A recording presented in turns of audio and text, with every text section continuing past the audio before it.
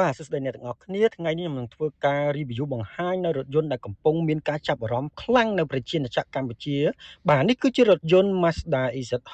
បាទដែលមកដល់កម្ពុជាយើងថ្មីនេះតែម្ដងបងប្អូនណាបាទទើបតែចូល showroom ក្តៅបងប្អូនបាទអញ្ចឹងតកតទៅនឹង Mazda EZ6 នេះគឺមានការចាប់អារម្មណ៍ខ្លាំងមែនទែនបាទមិនថាបាទបងប្អូនអ្នកប្រើប្រាស់ទេបងប្អូនបាទហើយតកតទៅនឹង brand របស់ Mazda បាទដូច Mazda EZ6 បងប្អូនដឹងហើយបាទការរចនា design មកកប់ហើយឥឡូវ Mazda EZ6 បាទក៏មិនខុសគ្នាប្រហែលដែរបងប្អូនបាទចង្កៀន daytime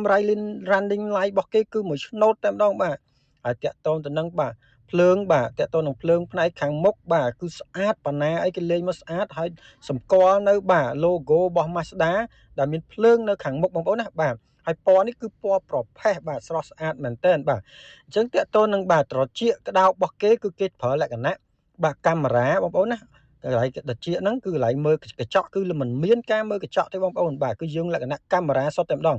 អញ្ចឹងតាក់ទងដៃចង្កូតគឺដៃចង្កូត flash door បាទហើយកញ្ចក់គេគឺកញ្ចក់លក្ខណៈ slide តែម្ដងបងប្អូនណាបាទគេអត់ប្រើលក្ខណៈស៊ុំទេបាទអញ្ចឹងបងប្អូនអាចមើលខាងក្នុងបានបាទខាងក្នុងគេ design មកលក្ខណៈស្បែកពុកខ្មៅលាយបាទទឹកដោះគោស្រស់ស្អាតបែបលក្ខណៈ premium បាទឡាន luxury តែម្ដងបាទដៃចង្កូតក៏លក្ខណៈបែប sport បាទហើយស្អាតបងប្អូនហើយផ្នែកខាងក្រោយក៏បងប្អូនអាចមើលបានបាទទូលាយហើយតាក់ទងនឹងផ្នែកខាងក្រោយនៃចង្គៀងបាទ LED បាទមួយឆ្នោតជាប់គ្នាហើយបែបលក្ខណៈគុជនិងបែបលក្ខណៈអនាគតនៃឡានបាទតាន់សម័យបាទមាន logo Mazda បាទអក្សរ Mazda និងមានអក្សរចិនដូចគ្នាបងប្អូនណាបាទអញ្ចឹងតាក់ទងនឹងការ design មកគឺអែមណាបងប្អូនផ្នែកខាងក្រោយនេះបាទហើយ Good Auto បងប្អូនអាចចុចកន្លែងនេះបងប្អូនណាបាទអញ្ចឹងគេដាក់ brand EZ60 បងប្អូនបាទអញ្ចឹងបូមវា smooth ល្អបាទបូមចេញពីរោងចក្រហើយផ្នែកខាងក្រោយក៏វាធំទូលាយបាទងាយស្រួលបងប្អូនដាក់អវ៉ាន់អីផ្សេងបានមកឆ្លាញ់បងប្អូនណាអត់ចង្អៀតទេបាទតកតនឹងប្រភេទឡាននេះបាទហើយក៏មានឆ្នាំងសាកមកជាមួយមួយឈុតតែម្ដងបាទឆ្នាំងសាកចល័តបាទហើយផ្នែកខាងក្នុងនេះគឺមាន accessory សម្រាប់បងប្អូនទុកប្រើប្រាស់បាទបែកកង់បែកអីចឹងបងប្អូនបាទអញ្ចឹងស្អាតមែនតើតកតនរថយន្តបាទ Mazda EZ6 នេះអញ្ចឹងបងប្អូនអាចមើលការ review ខ្លីៗឥឡូវនេះខ្ញុំចូលមកក្នុងរថយន្តហើយបាទគឺដៃចង្កូតស្រស់ស្អាតណាបងប្អូនបែប sport បាទ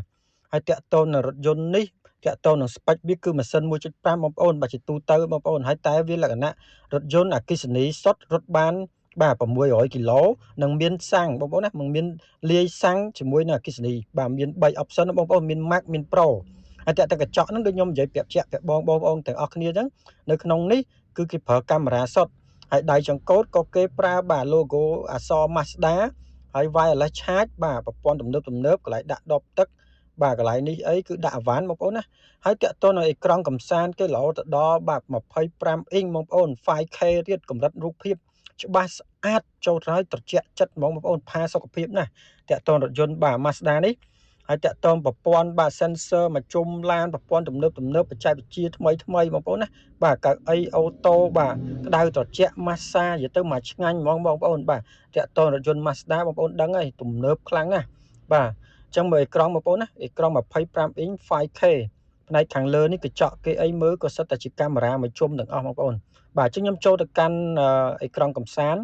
ចុចបាទតាក់ទងនឹង option មួយចំនួនគឺ detail នៅក្នុងនេះទាំងអស់បាទអញ្ចឹងនេះគឺជាឡានបាទអគ្គិសនីលាយសាំងបងប្អូនដែលកំពុងដាក់បង្ហាញ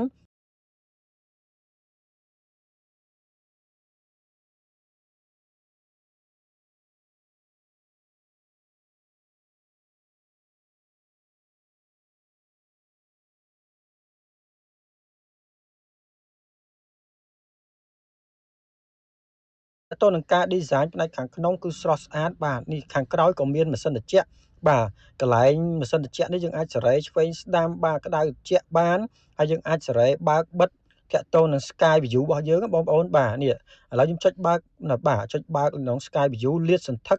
ពីមុខរហូតដល់ក្រោយបងប្អូនស្អាតមែនតើអញ្ចឹងបងដែលមានចំណាប់អារម្មណ៍ប្រភេទនេះគឺត្រូវតែម្ដងបាទហើយផ្នែកខាងក្រោយនេះបងប្អូនចូលមកផ្នែកខាងក្រោយគឺធំទូលាយបាទมันមានការចង្អៀតទេវាលក្ខណៈ SUV បាទអញ្ចឹងវាទូលាយបែប sport ផង FUV ផងបងប្អូនណាបាទអញ្ចឹងទូលាយល្អមែនទែនផ្នែកខាងក្រោយនេះហើយតាក់ទងនឹងកម្លាំងវាបាទ